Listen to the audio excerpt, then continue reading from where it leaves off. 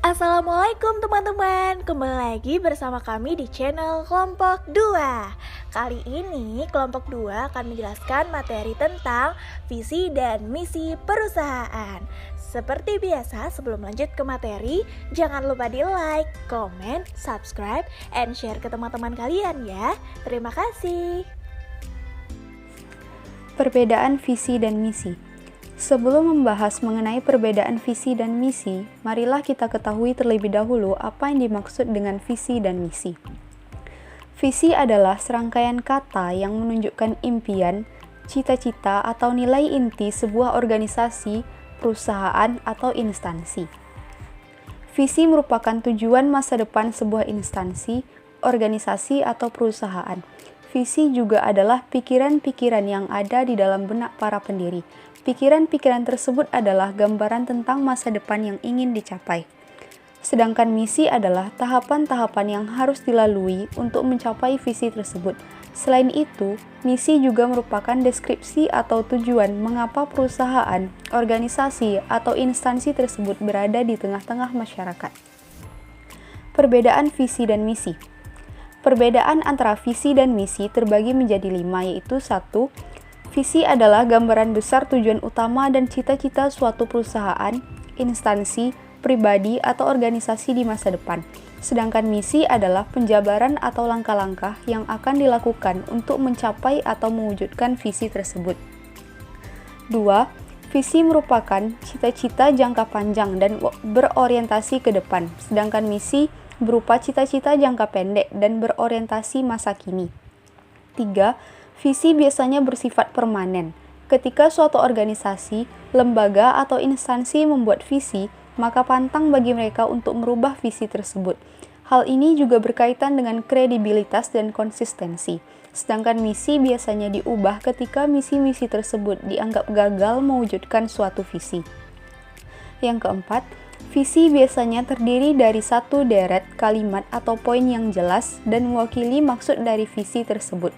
Sedangkan misi biasanya terdiri dari beberapa kalimat, penjabaran, atau berbagai macam poin yang lebih banyak dari visi. Yang kelima, visi berisi pernyataan-pernyataan umum, sedangkan misi pernyataannya bersifat khusus dan lebih detail. B. Proses pengembangan visi dan misi. Seperti yang kita lihat dalam model manajemen strategis, penyusunan misi yang jelas diperlukan sebelum strategi-strategi alternatif dapat dirumuskan dan dilaksanakan, di mana pendekatan yang banyak dilakukan dalam pembuatan pernyataan adalah yang pertama, memilih sejumlah artikel mengenai pernyataan misi, dan meminta para manajer membacanya sebagai latar belakang informasi. Yang kedua, para manajer menyiapkan pernyataan misi untuk organisasi. Yang ketiga, seorang fasilitator atau komite manajer puncak menggabungkan pernyataan-pernyataan tersebut menjadi sebuah pernyataan mini tertulis dan membagikannya kepada semua manajer. Yang keempat, kemudian para manajer tersebut diminta mengubah, menambah, atau menghapus dan melalui sebuah rapat merevisi pernyataan misi tersebut. Proses pembuatan pernyataan misi ini merupakan peluang besar bagi para perencana strategis dalam memperoleh dukungan yang diperlukan dari manajer dalam perusahaan. Pentingnya pernyataan visi dan misi. Pernyataan visi dan misi merupakan pernyataan yang harus dirumuskan pertama kali oleh para manajer sebelum merumuskan arah organisasi. Pernyataan misi dan visi ini sangat penting bagi organisasi apapun, karena dapat bertahan dan menguntungkan pada lingkungan yang selalu berubah. Visi memberikan energi dan komitmen. Visi yang kuat menantang orang untuk memberikan yang terbaik. Dengan visi yang kuat, seorang individu dalam organisasi bersedia dan bersemangat melakukan sesuatu yang benar-benar berharga dan membuat hidup lebih baik. Pernyataan misi dan visi berfungsi sebagai dasar menyusun strategi, dasar merumuskan program, dan sebagai inspirasi semua orang dalam organisasi. Pernyataan visi dan misi juga mempunyai kekuatan yang sangat besar dalam menggerakkan organisasi apa yang ingin dicapai di masa depan melalui individu-individu di dalamnya. Baik pernyataan visi dan misi memainkan peran penting dalam organisasi.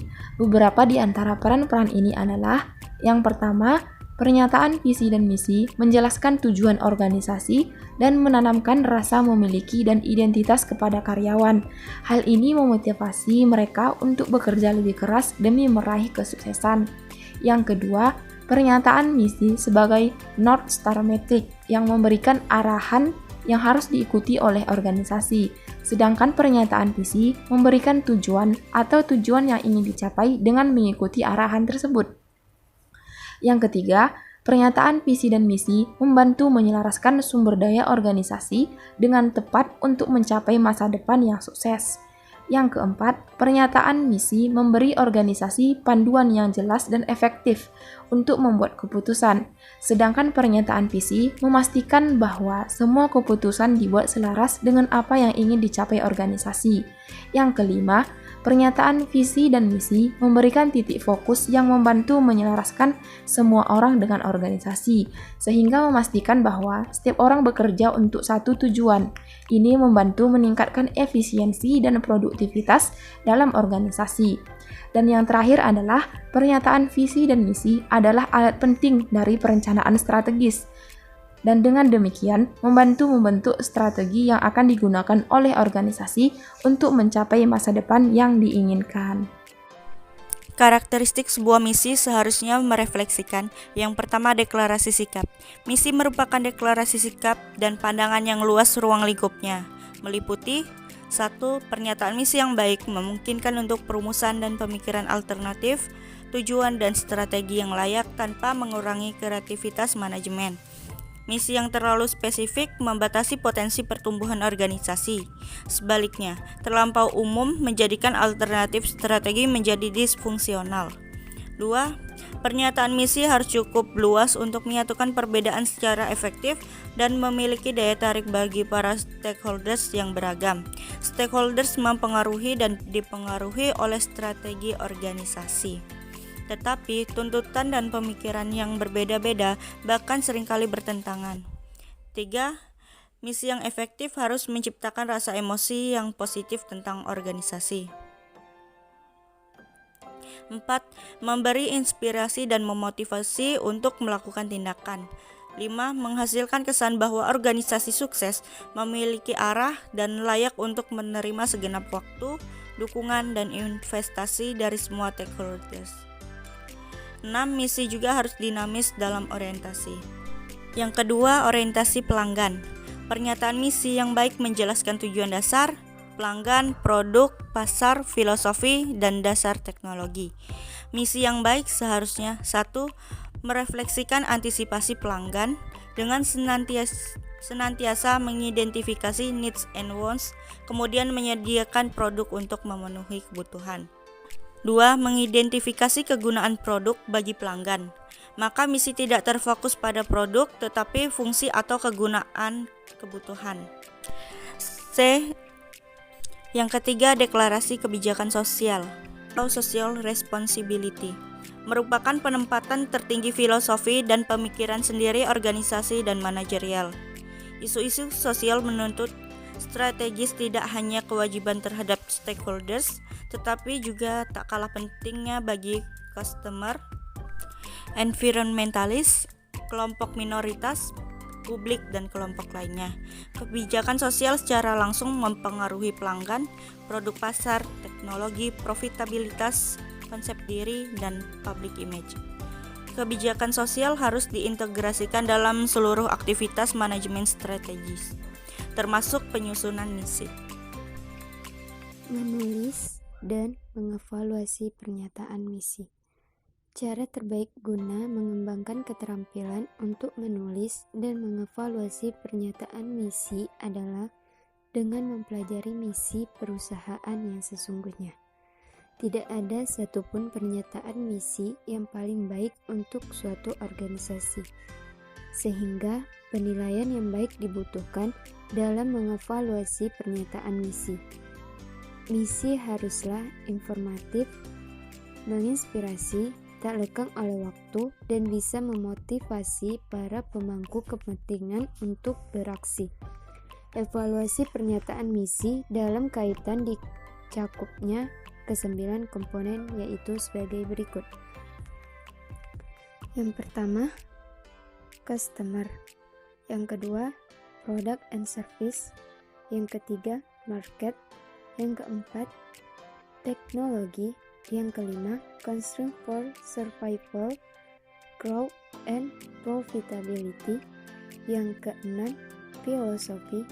Yang ketujuh, self concept. Yang kedelapan, concern for public image. Yang kesembilan, concern for employees. Tidak semua misi perusahaan memiliki kesembilan komponen penting ini.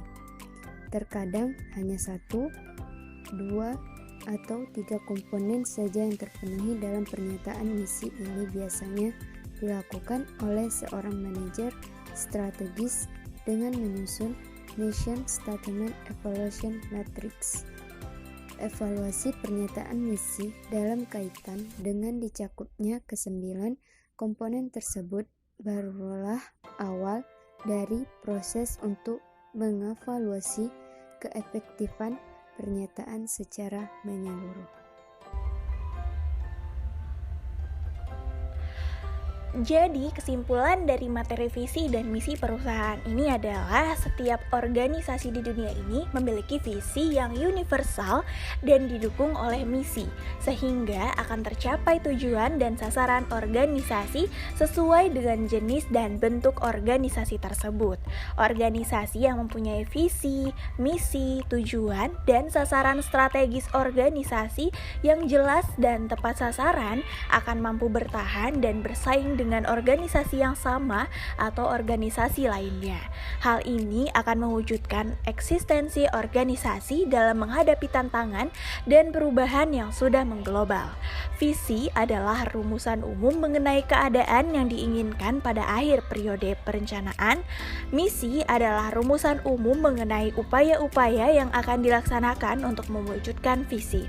Sedangkan perencanaan strategis merupakan proses memutuskan program-program yang akan dilaksanakan oleh organisasi. Nah, itu tadi penjelasan tentang materi visi dan misi perusahaan. Gimana? Udah dicatat kan poin-poin pentingnya agar lebih bisa dipahami dan lebih mudah untuk dimengerti. Baiklah, mungkin untuk video minggu ini sekian. Dan kelompok 2 pamit undur diri. Sampai jumpa di video selanjutnya. Jangan lupa di like, comment, subscribe, and share ke teman-teman kalian ya. Terima kasih sebelumnya. Assalamualaikum warahmatullahi wabarakatuh. See you.